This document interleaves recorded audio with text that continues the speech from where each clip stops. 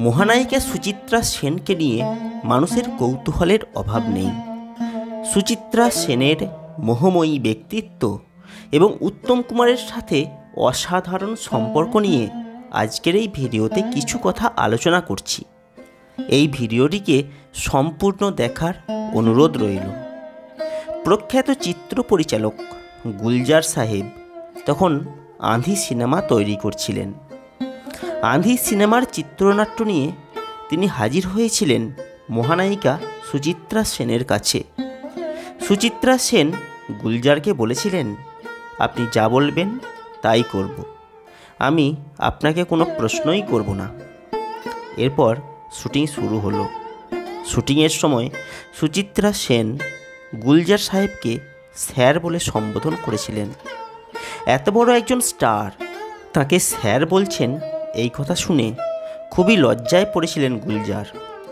তখন মহানায়িকাকে সম্মান জানানোর জন্য গুলজার সাহেবও তাকে স্যার বলে সম্বোধন করলেন।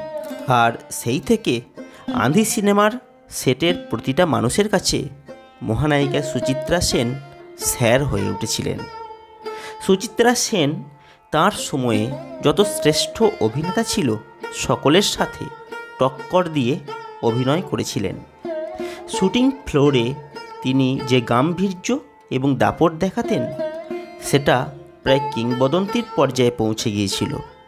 একের পর এক সুপারহিট সিনেমা তিনি উপহার দিয়েছিলেন দর্শককে এবং প্রযোজকদের।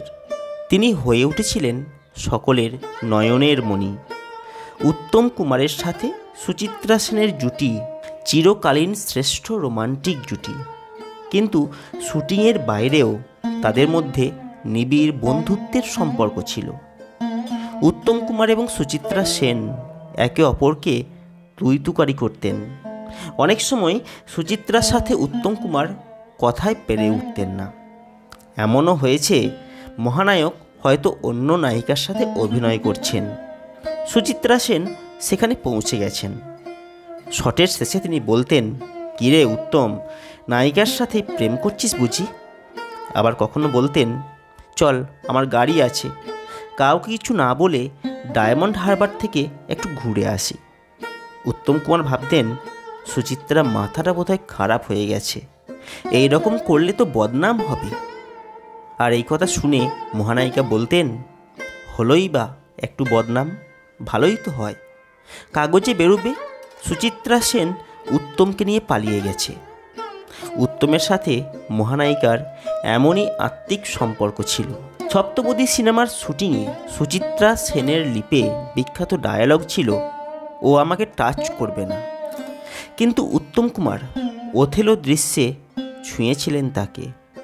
ডেসডিমোনা বিছানায় শুয়ে আছে, ওথেলো এসে বিছানার পাশে বসল। ডেসডিমোনাকে সে হত্যা করবে। এখানে বলে রাখা ভালো, ডেসডিমোনা এবং ওথেলোর চরিত্রে অভিনয় করেছিলেন মহানায়ক উত্তম কুমার এবং সুচিত্রা সেন।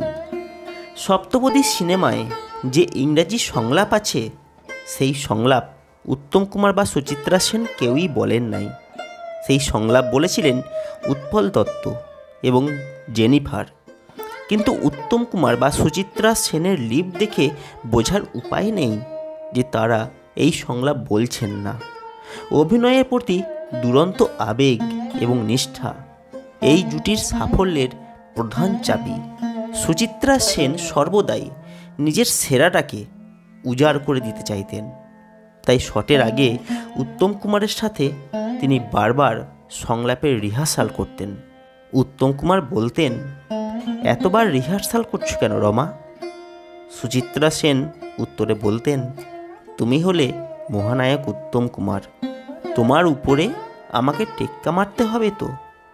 সুচিত্রা সেন সর্বদাই মাথা উঁচু করে কাজ করতে চাইতেন। অন্য প্রযোজকদের প্রতি তিনি অন্যায় করবেন না, আর সেজন্য তিনি সত্যজিৎ রায়কেও ফিরিয়ে দিয়েছিলেন।